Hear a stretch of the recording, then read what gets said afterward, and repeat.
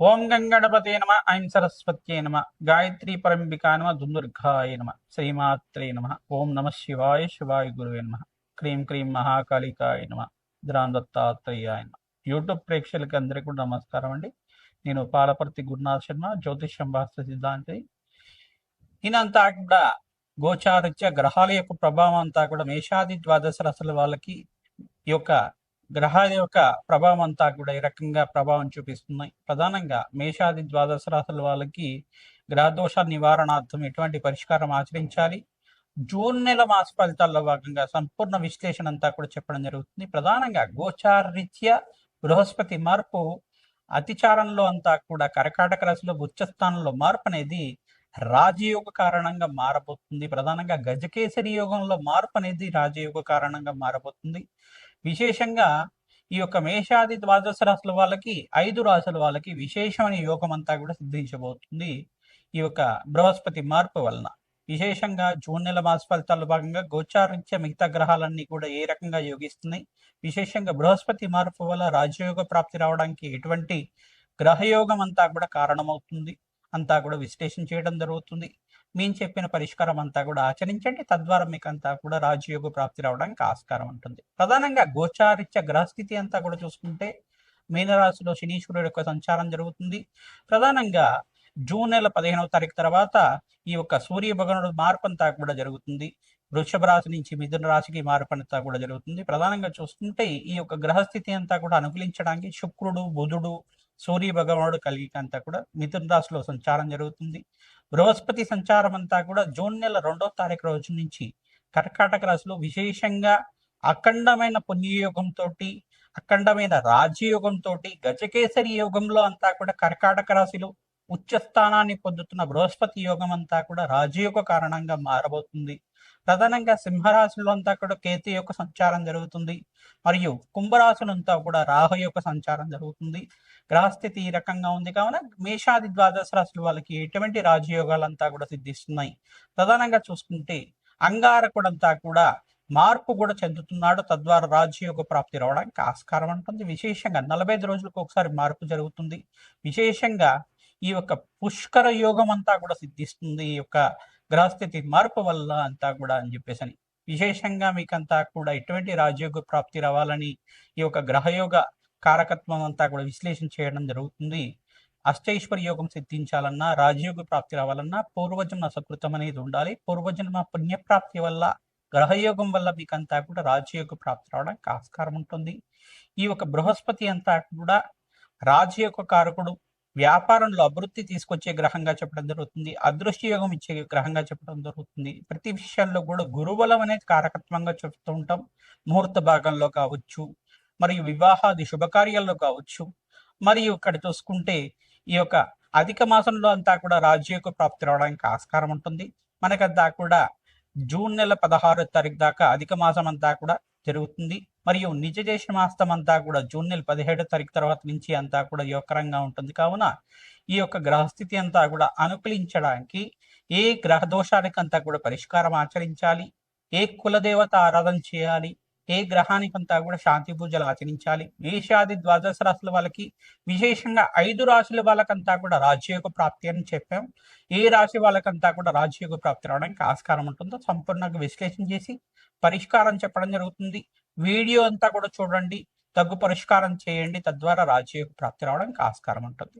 దత్తాత్రేయాయ స్మరణ మాత్రే సంతుష్టాయ నమః.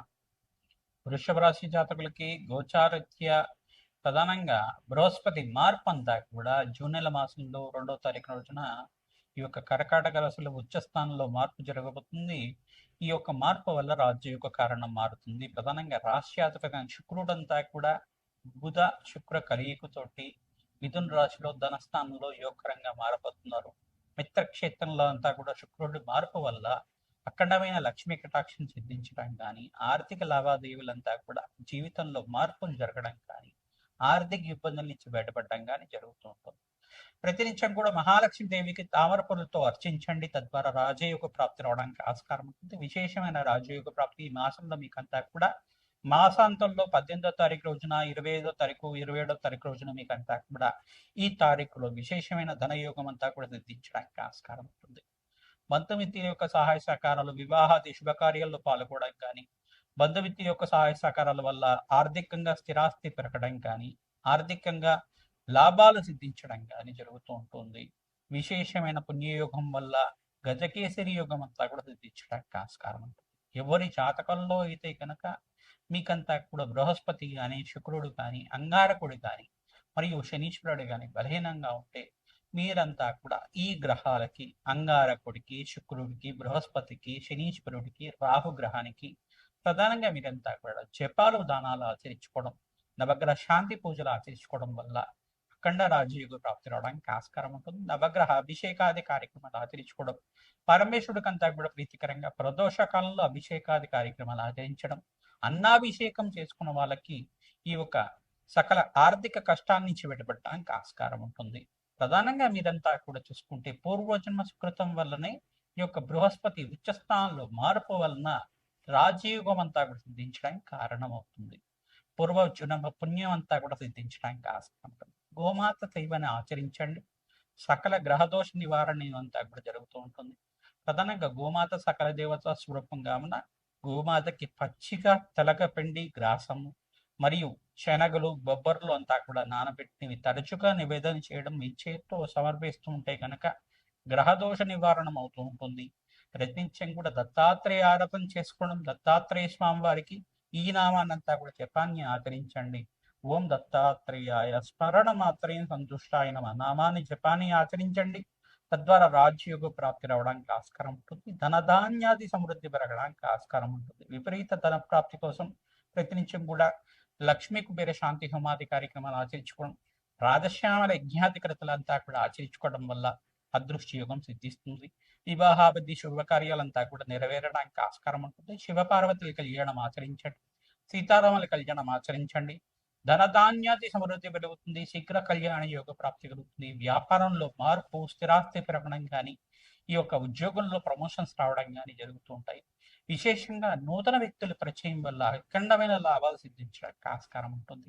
అదృష్ట యోగం అంతా కూడా ఉంది. మాసాంతంలో మంచి శుభవార్త వింటారు.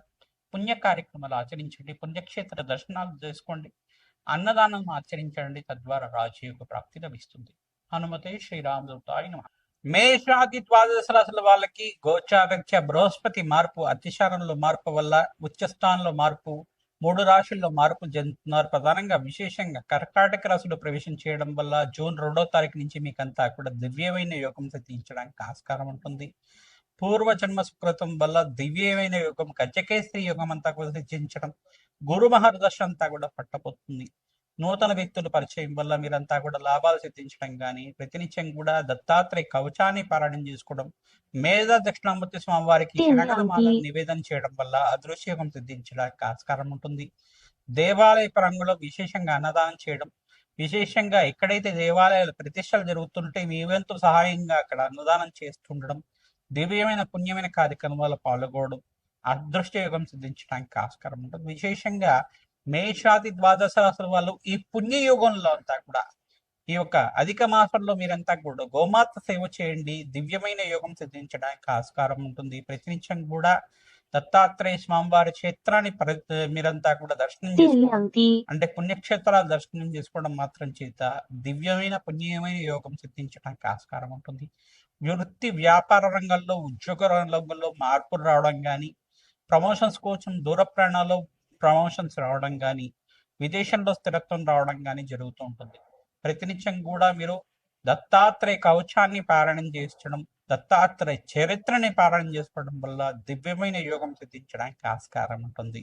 మహాకాళి దేవాలయంలో మీరంతా కూడా కూష్మాండ దీపాన్ని వెలిగించడం, బ్రాహ్మణ అమావాస్య వేళల్లో కానీ, పౌర్ణమి వేళల్లో కానీ కూష్మాండ దానం చేయడం వల్ల దివ్యమైన పుణ్యమైన యోగం సిద్ధించడానికి ఆస్కారం ఉంటుంది. ఈ యొక్క గ్రహచారరీత్యా, గోచారరీత్యా జాతకం ప్రధానంగా ఉంటుంది.